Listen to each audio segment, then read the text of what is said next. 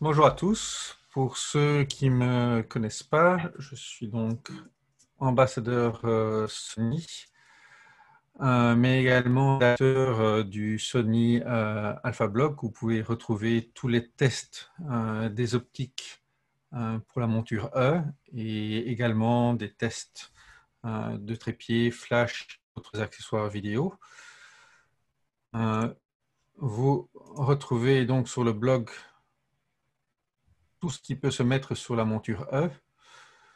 Et également, vous avez 15 000 images d'exemples pris avec tous les objectifs pour aider dans vos choix et également des vidéos faites pour chacun de ces objectifs qui vont vous aider à mieux choisir vos objectifs.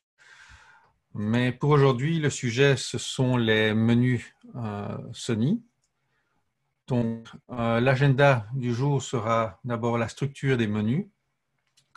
Ensuite, je couvrirai les 4 étapes pour paramétrer votre boîtier selon vos besoins, avec les paramètres à régler une fois pour toutes, les boutons personnalisables, le menu FN et l'option My Menu. Et je couvrirai également certaines autres fonctions si on a assez de temps. Donc, les menus que je vais présenter sont sur base du A7R4, qui est un des plus complets d'un point de vue menu.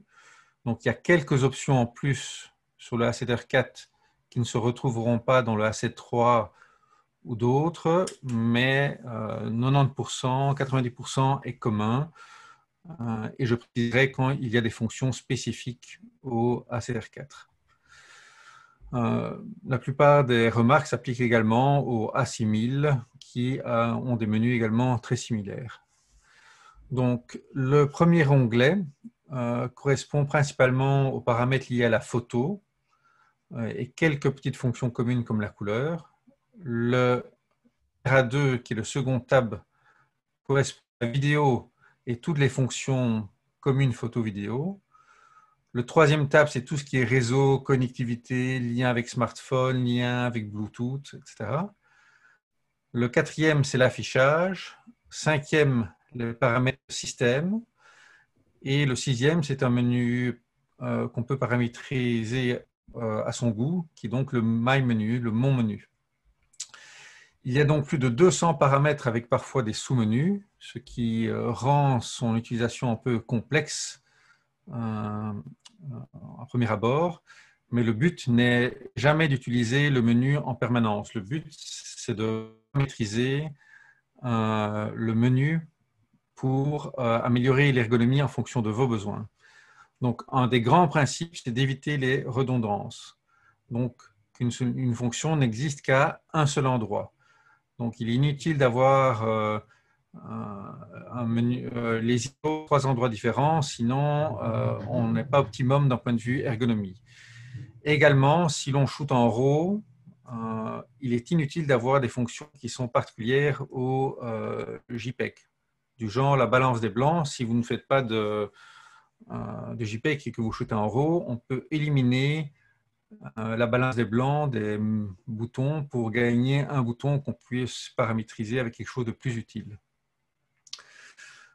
Et donc, les fonctions qu'on utilise tout le temps, on essaye de les avoir en accès direct avec les boutons C1, C2, C3, C4, les flèches, les boutons AEL, etc. Les fonctions qu'on utilise un tout petit peu moins souvent, on essaye de les mettre dans le menu Fonctions. Et là, on peut paramétriser 12 fonctions qu'on peut appeler en un clic. Et puis, les fonctions qu'on utilise peut-être une fois tous les 2-3 jours ou une fois par mois, on peut les mettre dans Mon menu. Et une fois qu'on a fait ça, si on le fait vraiment en fonction de son profil, son besoin, on n'a quasiment jamais plus besoin de retourner dans les menus complets. Donc ça, c'est un peu la stratégie d'optimisation que je vais vous présenter. Je vais commencer par certains paramètres qui doivent être réglés une fois pour toutes. Donc, on les règle une première fois et en général, on n'y touche plus jamais. Les menus qu'on a l'habitude de voir ici en français sont parfois assez mal traduits. Donc, moi, je préfère les avoir en anglais. Je trouve que les explications, en tout cas dans les menus, sont plus claires en anglais. Donc, si vous comprenez quand même un peu l'anglais, je vous recommande plutôt de mettre ce menu en anglais, c'est beaucoup plus clair. Je vous rappelle qu'il y a également un mode d'emploi en PDF qu'on peut télécharger, qui fait près de 600 pages. Moi, je l'ai toujours sur mon smartphone et pour trouver une fonctionnalité un peu avancée, je fais une recherche et je trouve l'explication. Donc ça, c'est un petit truc à faire, télécharger les modes d'emploi PDF de tous vos boîtiers. Ça vous permettra d'avoir les explications sur certains comportements de votre boîtier qui sont parfois un peu bizarres en fonction de la situation. Alors, commençons par le menu caméra. Donc, il y a 15 onglets. Ici, je vais couvrir uniquement les options à configurer une seule fois. Je couvrirai après la personnalisation du boîtier. Donc, un format RAW compressé. La fonction APS-C Super 35 mm, par défaut, elle est sur Auto, mais je préfère l'avoir sur Off par défaut. Pourquoi? Ça fonctionne très bien avec des optiques purement Sony, mais quand on met parfois des optiques Sigma ou Voglander ou des optiques manuelles, le boîtier peut switcher parfois en APS-C de manière automatique et pas correcte. Donc, je préfère faire le switch moi-même quand nécessaire. La réduction de bruit pause longue, en général, je la mets sur On. L'espace colorimétrique, pour avoir le maximum de gamme de couleurs, je le mets sur Adobe RVB. Ceci n'est pas utile. Ok. Alors, quelque chose de particulier au A7R4 qui est très très utile, c'est la limite des zones de mise au point. Donc, vous savez qu'il y a énormément de modes de mise au point, global, par zone, central, flexible spot, expand flexible spot, etc. En fonction de votre usage, vous allez souvent l'utiliser 2-3 et la plupart des autres, en général, vous ne les utiliserez que très très rarement. Et donc, le A7R4 et le A92 permettent de décocher les modes que vous n'utilisez pas. Donc, c'est ce que j'ai fait. Moi, j'utilise principalement le Flexible Spot, ici en small ou large, la zone large, et les autres modes, je n'en ai pas besoin, donc je les ai supprimés. Et donc, on a deux lignes, une fois en AFS et une fois en AFC pour le mode tracking. Donc, je reviens en arrière.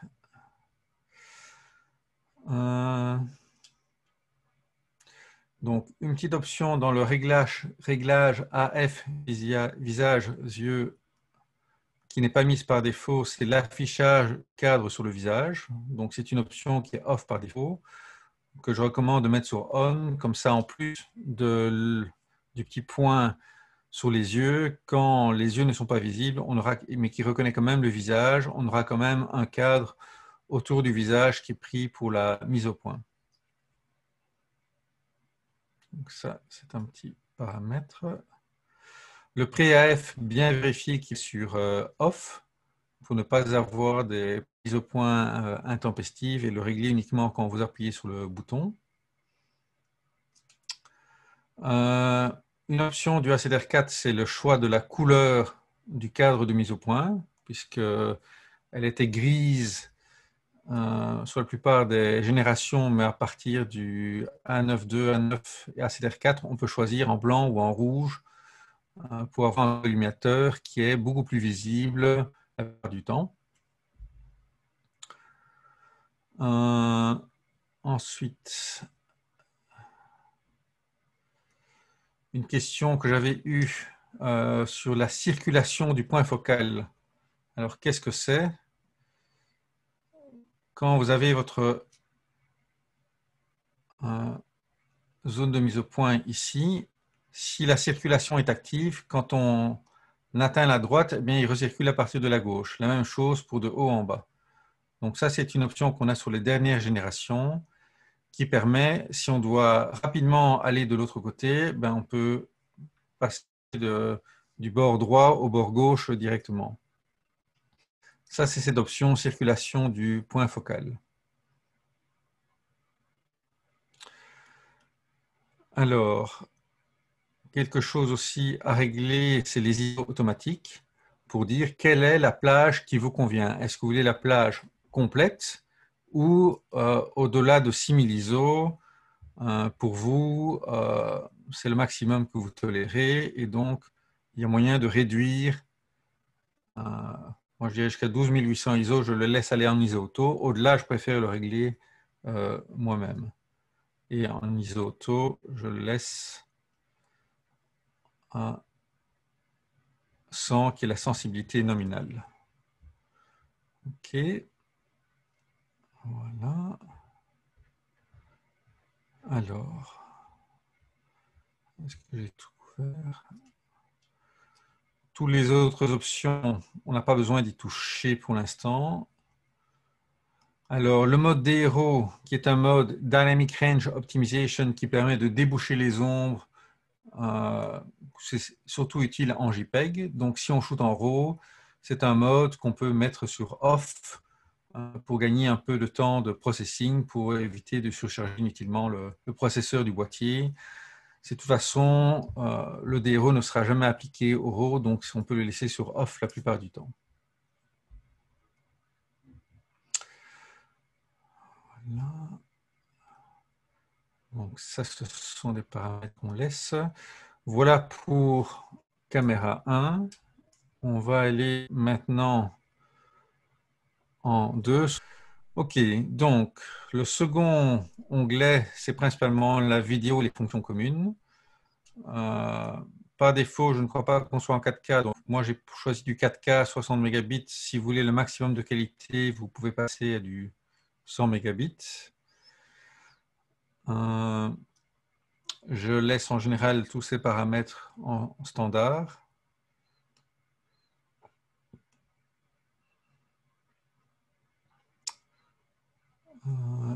Un petit truc, déclenchement sans objectif, il faut le mettre plutôt sur activer.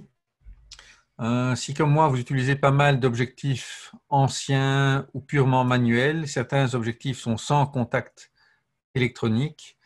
Et dans ces cas-là, le boîtier ne va pas déclencher, sauf si ce paramètre est activé. Donc, si vous utilisez une veille optique avec un adaptateur, il faut absolument que ce paramètre soit sur activé. N'oubliez pas non plus ce paramètre-là, déclenchement sans carte mémoire, à le mettre sur désactivé. Si vous avez oublié de mettre une carte mémoire, Ça vous évitera de faire tout un shooting et après de voir que vous avez malheureusement oublié la carte mémoire. Les options zoom, non. Oui, le bouton DISP permet en fait d'enlever toute une série d'affichages qui ne sont pas nécessairement utiles. Si par exemple l'histogramme, vous n'utilisez pas, vous pouvez enlever l'affichage graphique, l'affichage avec toutes les infos pour que quand vous cliquez sur la touche O, la permutation des informations affichées ne permute que dans les 2-3 modes qui vous intéressent. Okay, donc ça, c'est quelque chose à faire. Par défaut, tout est activé. Il faut enlever les modes qui ne vous intéressent pas pour gagner en vitesse et en ergonomie. Je crois que c'est aussi important de noter que par défaut, pour des nouveaux caméras, l'option de désactiver l'écran, c'est pas mis. Hein. Donc, par défaut, il faut attribuer. Ouais. Ce qui permet d'avoir que le viseur électronique à l'œil et l'écran arrière pourrait être donc complètement désactivé si on veut rester noir et ne pas s'allumer en permanence. Voilà. Il y a le même genre de réglage pour le viseur électronique. Il y a aussi toute une série de modes qu'on peut supprimer en fonction de vos envies. Donc revenons en arrière. Moi j'aime bien avoir la règle des tiers. Donc j'affiche le quadrillage règle des tiers. Mais si vous préférez ne rien avoir dans le viseur, vous pouvez le mettre sur off. Alors, guide paramètres d'exposition, c'est une option, je crois maintenant qui est off par défaut, mais qui était parfois on. Donc, c'est aussi un paramètre qui vous montrera si vous êtes surexposé ou sous-exposé, mais qui dérange plus à l'écran pour moi qu'autre chose. Donc, je l'ai mis sur off par défaut. Ah oui, une option très, très utile, la longueur de prise de vue en continu. Assez utile quand on fait de la rafale.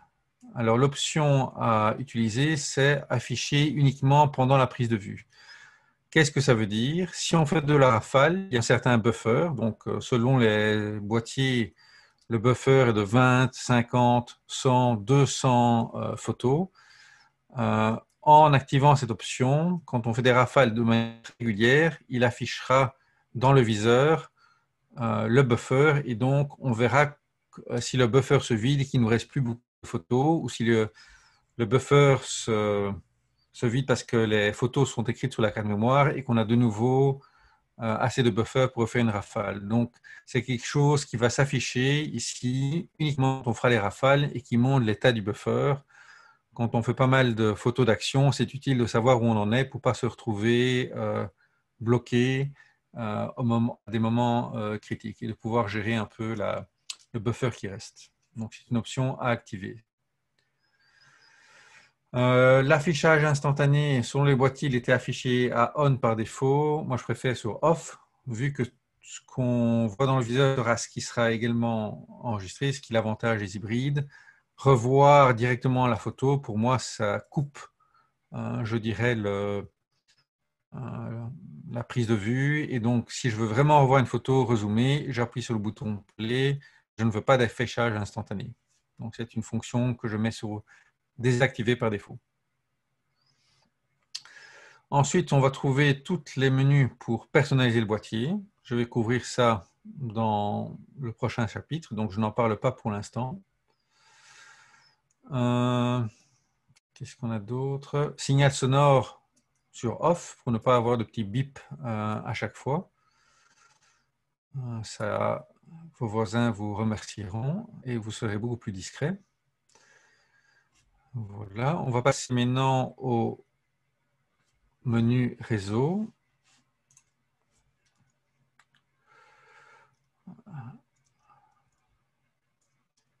Ouais, ici.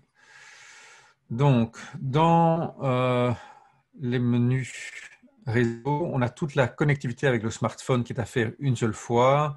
la connectivité Bluetooth et certains choix, par exemple, quand on voit vers le smartphone, est-ce qu'on veut envoyer une taille réduite ou la taille complète? Okay. Les réglages Wi-Fi Bluetooth se fait avec un QR code en général. C'est fait une fois pour toutes. Quelque chose d'important, c'est ce réglage liaison info emplacement.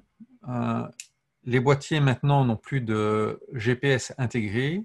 Pourquoi? Parce que ça pompe pas mal de batterie et grâce à cette liaison Bluetooth qui existe maintenant pour tous les boîtiers récents, le boîtier peut incorporer le GPS de votre smartphone directement dans le RAW, le JPEG de vos images.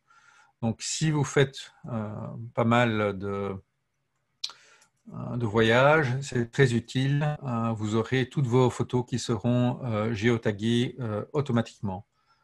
Donc, pensez à faire ce réglage de nouveau une fois pour toutes et les images prendront automatiquement les coordonnées GPS de votre smartphone, ce qui permettra de savoir où vous avez été, où vous avez pris la photo.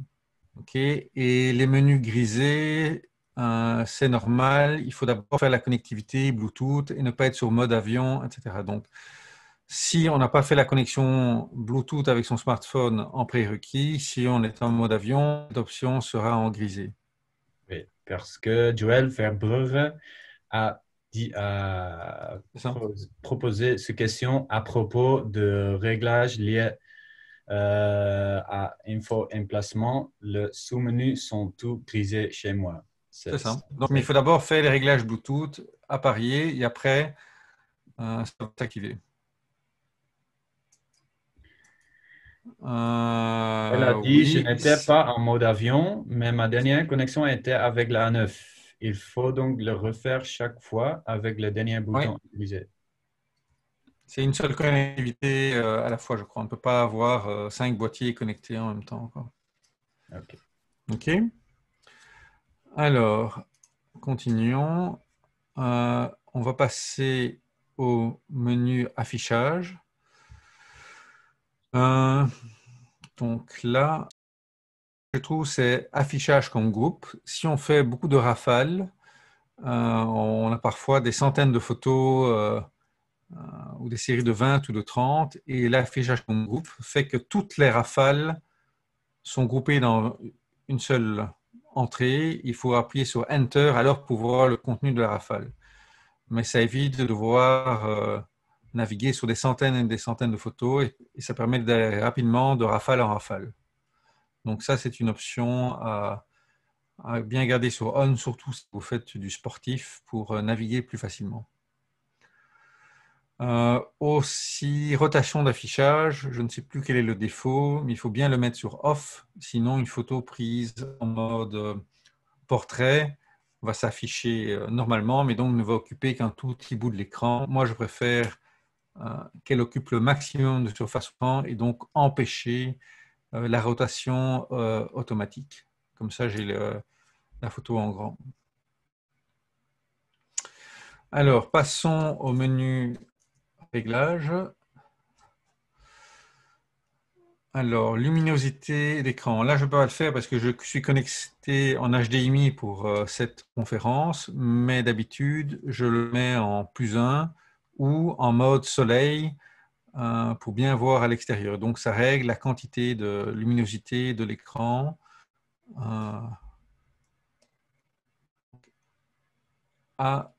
Et cette fonction-là, je l'ai mis en raccourci parce que c'est une fonction que j'utilise souvent. Également, je sais ce que je fais, donc je veux que le défaut, quand je veux faire un delete, soit directement sur effacer et ne pas devoir à chaque fois que le défaut soit sur annuler l'effacement. Donc, je me mets sur effacer par défaut. Donc qualité d'affichage pour le viseur sur élevé. Un instant, Marc. L'heure de début d'économie d'énergie, je l'ai mise par défaut sur 5 minutes pour ne pas avoir le boîtier qui se met en veille à chaque fois. Température hors tension automatique, ce qui permet en fait le boîtier peut chauffer un peu plus et donc permet de faire des vidéos plus longues. Donc, on autorise d'avoir un peu de surchauffe vidéo, ce qui permet de ne pas avoir le boîtier qui met des warnings comme quoi il est trop chaud et qu'il va bientôt s'éteindre. En le mettant sur température élevée, le boîtier sera un peu plus chaud, mais la durée d'enregistrement sera plus longue. Fonctionnement tactile sur ON, ce qui permet sur l'écran arrière de faire une mise au point, par exemple, ou de déplacer le collimateur juste avec le pouce en ayant l'œil fixé sur le viseur. Dans le mode... Ok, je vais repasser à ce mode-ci alors. Voilà. Donc ceci. Merci. Alors, dans le mode tactile, il y a soit on peut avoir uniquement l'écran arrière en tactile, soit, mais alors sans mettre l'œil sur le viseur, soit le mode pavé qui est avec le viseur. En mode pavé, en fait, on doit choisir quelle est la zone qui est active. Donc, quand son œil est collé au viseur, on a le nez sous le boîtier et le visage qui occupe en général la moitié de l'écran. Et donc, on restreint la zone tactile à un tiers à droite ou un quart à droite du boîtier. Ce qui permet donc, si j'ai un boîtier ici et que j'ai l'œil, de quand même bouger le collimateur juste avec le pouce. Donc ça, c'est un réglage assez utile du fonctionnement tactile à régler. Mais essayez, voyez ce qui vous convient. Ok. Alors, ça se fait une fois. Une information également à ne rentrer qu'une seule fois, ce sont les informations de copyright pour pouvoir mettre le copyright automatiquement dans vos photos. Un réglage important qu'on trouve ici, c'est le réglage des supports d'enregistrement. Moi, personnellement, je préfère avoir les photos sur la carte 1 et les vidéos sur la carte 2. Mais il y a une multitude de possibilités. On peut enregistrer, si on fait une prestation payante en mariage, c'est de travailler en double, donc de faire de l'enregistrement simultané sur les deux cartes en permanence. Ou pour ceux qui font du haut du JPEG, de séparer les deux. Donc là, c'est à configurer selon vos préférences. Photo sur une carte et vidéo sur l'autre. Ce qui me permet de prendre ma carte la plus rapide pour la photo et de mettre une carte standard pour la vidéo. Une petite option à activer par défaut, c'est commutation automatique du support sur ON. Comme ça, si une carte est pleine, même si vos réglages disent photo sur un, vidéo sur l'autre, si la carte 1 est pleine, il va quand même écrire sur la deuxième et vous n'allez pas être bloqué. Donc ça, c'est une option assez utile à faire, à activer.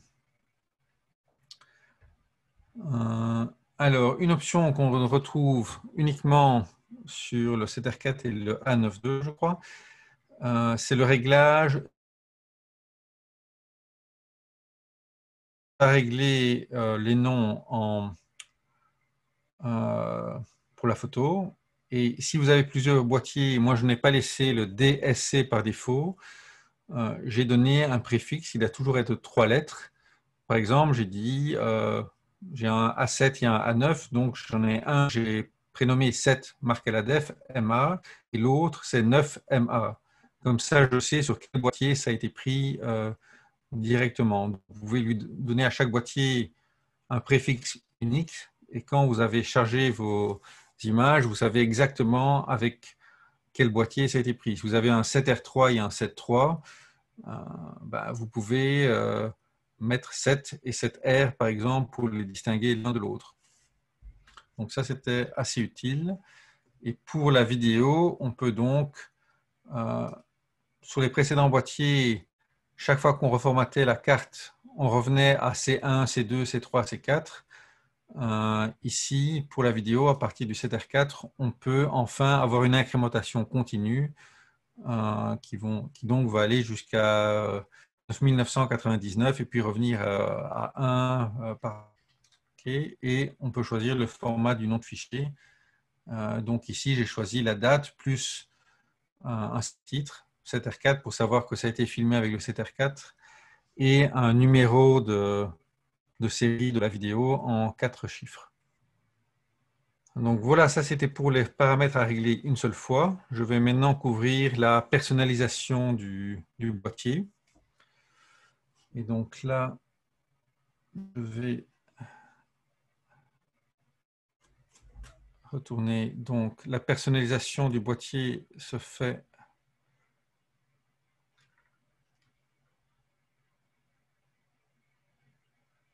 ici. Donc ce sont les options touche perso, réglage menu fonction, etc. Donc on peut régler, configurer tous les boutons quand on est dans le mode photo. En mode vidéo, c'est-à-dire bien avec la molette du dessus, régler sur vidéo, on peut régler d'autres paramètres.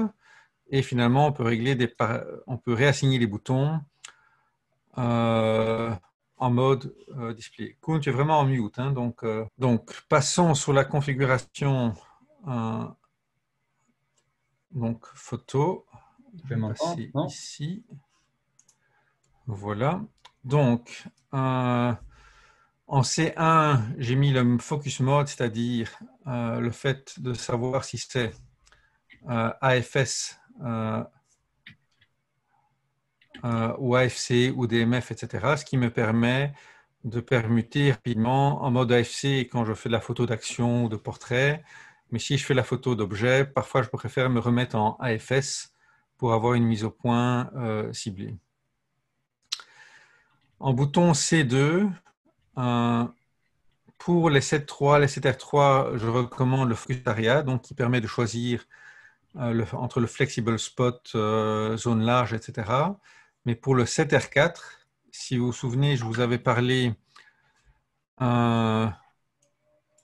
Donc, pour le 7R4, j'ai assigné la fonction Switch Focus Area qui permet de permuter parmi les modes qui restent. Donc, je vais vous montrer ça directement. On va passer ici. Donc, en C1, donc j'ai les AFS, AFC, etc. Et en C2, vous voyez, il permute de mode. Je n'ai pas à choisir. Comme j'ai désélectionné la plupart des modes, je n'en ai plus que 3. En appuyant rapidement, ça me permet de permuter dans les différents modes. Et donc, ça permet d'être plus efficace que de devoir sélectionner à chaque fois la zone de mise au point. Donc ça, c'est ce que j'ai assigné en C2. Maintenant, passons à l'arrière. Donc, la molette, la roue, je l'ai mis à note 7, c'est-à-dire non assigné. Certains aiment bien mettre ISO dessus, mais j'ai constaté que souvent, par inadvertance, je faisais rouler la molette et donc ça déréglait l'appareil. Donc, comme elle est assez sensible, je préférais la mettre, ne pas utiliser en fait la molette du tout. En le bouton 2, qui est donc le bouton AEL, maintenant, avec les dernières versions où il y a le IAF en continu, on n'a plus besoin d'appuyer sur un bouton pour qu'il fasse l'IAF, mais par contre, parfois, l'œil qui est sélectionné n'est pas celui que je veux. Donc, j'ai mis sur le bouton AEL le switch pour lui dire, pour permuter entre l'œil gauche et l'œil droit. Donc ça, c'est un choix personnel. Une autre fonction extrêmement utile, c'est le ISO Auto Minimum Shutter Speed. Donc, quelle est la vitesse d'obturation minimum à utiliser? Et ça, je l'ai assigné donc sur le bouton AF On. Il faut savoir, par exemple, que sur le A7R4, pour quelque chose de parfaitement net, il faut quasiment au moins un 250e pour du portrait. Et donc, j'ai mis. Je vais passer ici. Voilà. Mon réglage est 1/250e, mais si je fais quelque chose de statique, je peux descendre à 1/125e ou 1/60e. Ce qui m'assure, par exemple au portrait, que le boîtier va augmenter les ISO jusqu'à ma limite, qui est donc de 12800 ISO, mais en respectant cette vitesse minimum, qui me permettra d'avoir quelque chose de parfaitement net. Donc c'est quelque chose d'extrêmement utile à avoir. Sur un A7 III, un 125e, ça suffit. Avec 24 millions de pixels, on n'a pas besoin d'avoir des vitesses très élevées. Donc, un 250e, c'est vraiment pour le A7 IV.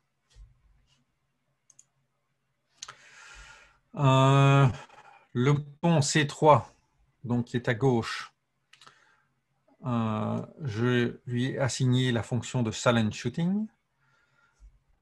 Et le bouton C4, le Focus Magnifier, donc le zoom qui permet de zoomer dans l'écran pour la mise au point. Ce mode-là est très utile en manual focus, qui est, quand vous avez des objectifs manuels, ça vous permet d'avoir une mise au point précise. Mais il faut savoir que ce mode fonctionne également en mode AFS, pas en AFC. Si on veut faire une mise au point extrêmement précise pour de la macro sur un objet ou sur le détail d'un objet, on peut zoomer dans la scène et quand même garder et faire la F sur un point extrêmement précis. Donc j'active ce Focus Magnifier qui permet de choisir très très précisément la zone de mise au point ou quand je fais de la mise au point manuelle pour vérifier ma mise au point. Le réglage est le même plus ou moins en vidéo, mais en vidéo, là, j'utilise quand même la roue codeuse pour mettre les ISO, ce qui me permet de changer l'ISO de manière continue sans à-coup, puisque sinon, les ISO sont comme par défaut sur la touche droite, et en appuyant dessus, fait bouger l'appareil en vidéo.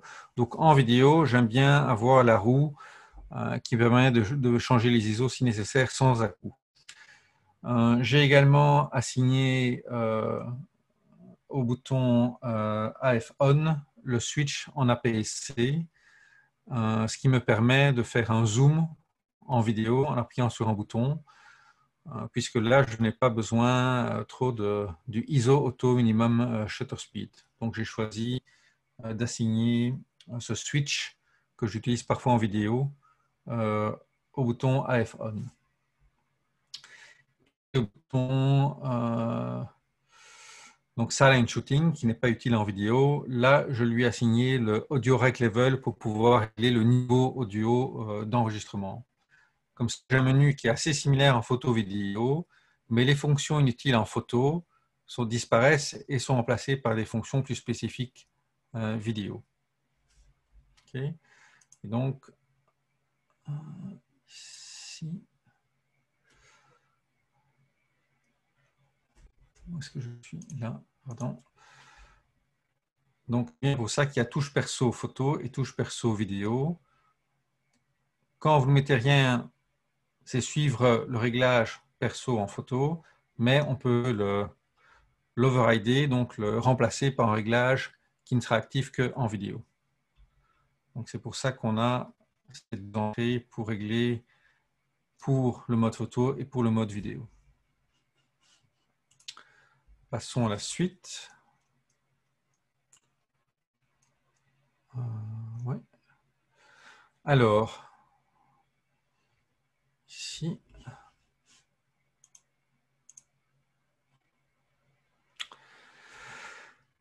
Alors, joystick. En appuyant dessus, j'ai laissé la fonction par défaut qui est Focus Standard, qui permet de recentrer le collimateur. Donc, si votre collimateur est en haut à gauche, n'importe où, en réappuyant dessus, ça permet de le recentrer et de le retrouver ou d'être très rapidement au centre. Le bouton central au milieu de la roue, j'ai choisi de l'assigner au switch entre la F et le MF. C'est un réglage que personnellement j'aime bien, qui me permet pour certaines mises au point précises, de vérifier les ISO. En flèche droite, j'ai laissé les ISO standards et à gauche, j'ai laissé le paramètre standard qui est le mode entraînement normal, entraînement rafale, etc. Par contre, la flèche du bas, je l'ai réassignée aux définitions d'effets activés ou désactivés. C'est un mode qui est très utile, surtout en studio, puisque en studio, on est en mode manuel, et là, il faut absolument soumettre sur définition d'effets désactivés pour pouvoir shooter avec des flashs externes. Donc, c'est un paramètre, comme je fais pas mal de studio, que j'utilise souvent, que j'ai donc assigné à la flèche du bas.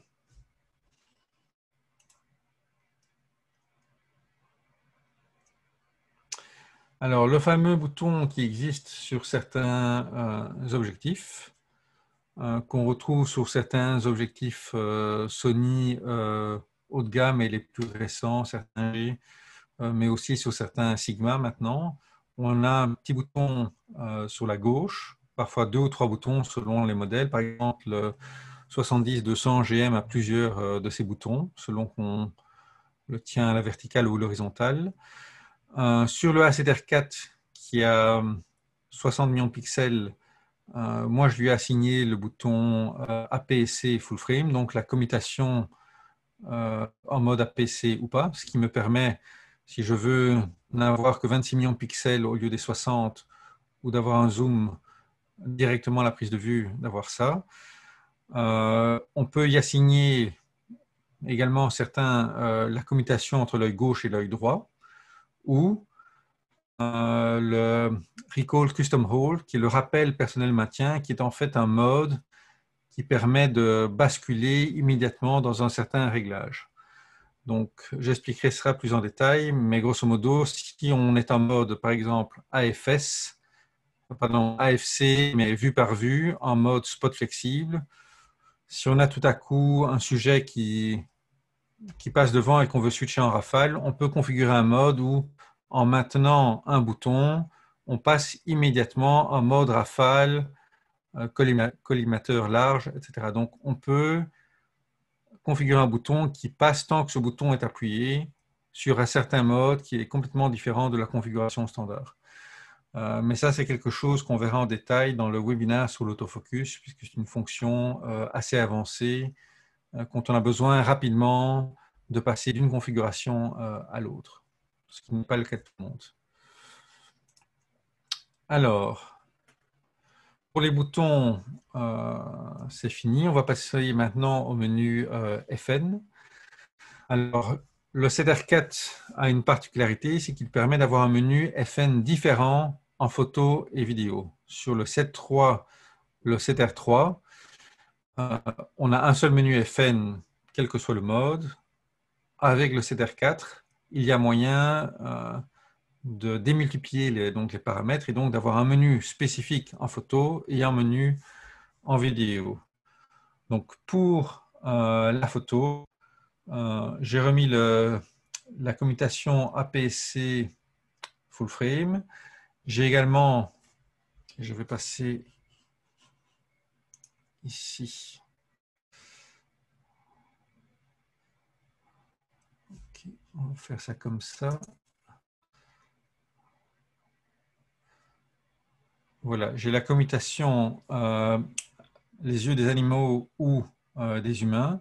Alors, un petit truc, quand vous êtes en FN, donc on peut naviguer pour choisir l'option avec le joystick ou avec la roue, mais en utilisant la molette avant ou la roue, il y a moyen de changer l'option. On n'a pas besoin de faire Enter, d'utiliser le collimateur, etc. La molette avant ou la roue permet de choisir l'option qu'on veut. OK? Donc ça, c'est très facile. Par exemple, ici, vous voyez, je peux très facilement et très rapidement changer. Il n'y a pas besoin de faire Enter et puis de faire haut ou bas. Il suffit d'utiliser la molette avant pour changer l'option. Donc, revenons ici. Un mode que j'utilise pas mal pour le portrait, c'est le mode priorité ouverture. Donc, c'est un mode particulier, de nouveau, je crois, au 7R4, qui permet de prioriser la vitesse de mise au point. Donc, spécialement quand on est en studio, par exemple, en basse lumière, on doit shooter à f8, mais si on veut que la mise au point se fasse quand même à grande ouverture, donc si je me remets ici, voilà. Les deux options sont standard. Silent, ça c'est pour certains objectifs, pour être silencieux à la mise au point. Mais si on fait standard, par exemple, si on est à f8, il va faire la mise au point réellement à f8. Et si on n'a pas assez de lumière, ça peut être un peu plus lent. Donc, il y a une option pour optimiser la vitesse de mise au point qui est AF Focus. Donc ça, c'est une option assez utile sur le 7R4. D'autres réglages sur la sensibilité de la F, donc la quatrième option. Également sur les styles créatifs. Si on est en RAW, ce n'est pas très utile, mais parfois, si je sais que je vais faire du noir et blanc, j'aime bien avoir le viseur en noir et blanc pour me rendre compte de la scène en noir et blanc. Donc, je bascule parfois en noir et blanc, même si je sais pertinemment que le RAW sera en couleur, mais ce qui me permet de mieux composer ma scène en noir et blanc. Ensuite, j'ai mis les fonctions de picking, donc d'intensification qui sont utiles avec les objectifs manuels pour augmenter ou diminuer le niveau de picking. Donc, selon l'ouverture, parfois, il y a trop de zones qui sont affichées en picking. Moi, j'ai choisi en jaune. Et donc, il y a moyen de régler l'intensité du picking dans ce réglage. En réglage du bas, j'ai mis tout ce qui était flash. J'utilise assez régulièrement les flashs sans fil, donc les corrections d'exposition flash. Donc, tous les paramètres flash, je les ai mis là. Les réglages de stabilisation, quand j'utilise une optique manuelle, qui est vraiment entièrement manuelle, ça me permet de mettre quelle est la longueur focale de cette optique manuelle pour quand même bénéficier d'une bonne stabilisation. J'ai laissé la balance des blancs, même si elle est peu utile. En vidéo, j'ai changé certains paramètres. J'ai par exemple le niveau d'enregistrement, les fameux picture profiles que je vais expliquer, le gamma assist que j'expliquerai aussi tout à l'heure. Et par contre, j'ai relaissé l'option des RAW qui permet quand même de déboucher les ombres en vidéo, puisque là, ce n'est pas du RAW, c'est une vidéo continue, donc ça permet quand même d'optimiser la scène en vidéo. J'ai également, c'est le petit assuré, on va le faire, qui est ici. Donc ici, c'est les zébras. Donc, ceux qui tournent pas mal en vidéo savent à quoi ça sert. C'est pour afficher les zones de luminosité. Et de nouveau, les pickings, etc., ça suit la même chose qu'en photo. Donc, une brève explication des options spécifiques vidéo. Donc, les picture profiles qui sont ici et le gamma assist. Les picture profiles, en fait, quand on filme en standard, on est en Rec 709, on a parfois pour certaines scènes très contrastées des ombres bouchées et des hautes lumières brûlées. Avec un picture profile, on peut filmer avec certains profils vidéo qui donnent une image plus plate, moins contrastée, mais dans lequel on a de l'information dans les ombres et des hautes lumières. Avec un tel profil, en post-traitement, donc c'est ce qu'on a ici en bas, on a donc une image assez plate, mais on peut faire ce qu'on appelle du grading, du post-traitement, pour avoir une image corrigée, bien calibrée, qui a récupéré beaucoup plus les hautes lumières et les ombres. Donc, c'est un peu l'équivalent, c'est pas tout à fait ça, mais du RAW. On a beaucoup plus de latitude si on est prêt à faire du post-traitement vidéo en utilisant les picture profiles que par rapport à travailler sans picture profile. Il y a plus d'une dizaine de modes qui sont fournis. Les plus utiles étant le Cine 4, le S-Log 2 et le Hybrid Log Gamma qui est pour faire qui est une sorte de HDR. Donc ça, ce sont les 3 modes les plus utilisés. Mais pour entrer plus en détail sur ce sujet, c'est le sujet d'un webinaire complet, rien que là-dessus. Mais donc, c'est une option que j'ai mis dans les menus FN pour pouvoir l'activer dans certaines vidéos que je fais. Alors, reste le My Menu. Donc, le My Menu, j'y ai mis une série d'options que j'utilise moins souvent, mais qui sont quand même assez utiles. Notamment, pouvoir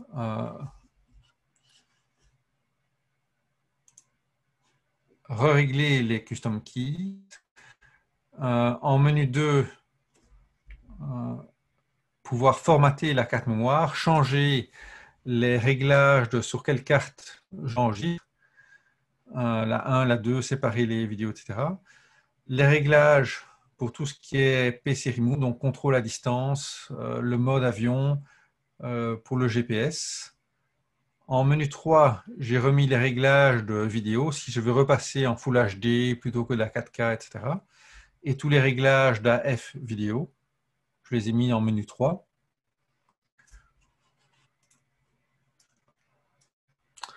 En page 4, les fonctions tactiles, l'obturateur de premier rideau électronique. Donc, dans certains cas très pointus, on veut pouvoir désactiver l'obturateur de premier rideau électronique qui est on par défaut. C'est bien de le laisser à on par défaut parce que l'appareil est plus rapide, il est moins bruyant, il est plus responsive, mais dans certains cas, en shootant à f1.4 à 1/8 millième, on peut avoir des effets sur les ronds de bokeh qui sont un peu tronqués et donc dans certains cas très précis, c'est bon de pouvoir le désactiver. J'ai également, on a une option dans le CDR4 qui est de pouvoir sauvegarder ces paramètres que j'ai mis là. Et finalement, en menu 5, certaines fonctions comme le pixel shift, l'intervallomètre, le mode cleaning, le mode nettoyage donc du boîtier qui fait vibrer le capteur pour enlever les poussières. Donc ça, c'est ce que j'ai mis dans ce My Menu. Et avec cette configuration-là, je ne jamais dans les menus complets puisque j'ai tout à disposition, soit sur les boutons, soit dans FN, soit dans le My Menu. Je ne dois plus jamais aller extrêmement rarement, peut-être une fois tous les 3-4 mois, dans les menus complets. Alors, il existe certaines fonctions spéciales sur lesquelles j'ai reçu des questions. Les micro-réglages AF, Phase Detect Area, Eye Start AF. Toutes ces fonctions-là sont des fonctions qui sont uniquement utiles quand on met des anciens objectifs en monture A, parce que ce ne sont des fonctions qui ne sont compatibles qu'avec l'adaptateur 3 ou 4 avec les anciennes optiques réflexes Sony. Donc, pour la plupart d'entre vous, ce sont des options inutiles, vous pouvez les oublier. Alors, la fonction rappel personnel maintien, je vous l'ai brièvement expliqué, ça permet de changer de configuration principalement à F sur un clic du bouton et la configuration reste active uniquement pour le maintien de ce bouton. De nouveau, je l'expliquerai plus en détail dans le webinaire sur l'autofocus. Alors, il existe également des modes mémoire. Vous pouvez configurer votre boîtier différemment et rappeler les paramètres avec la molette ici au-dessus pour mettre les modes 1, 2, 3. C'est quelque chose que je n'utilise pas très souvent puisque ma config de base me permet de tout faire. Mais si vous changez complètement de configuration, vous pouvez sauvegarder vos paramètres dans les modes mémoire. Alors, il reste une option.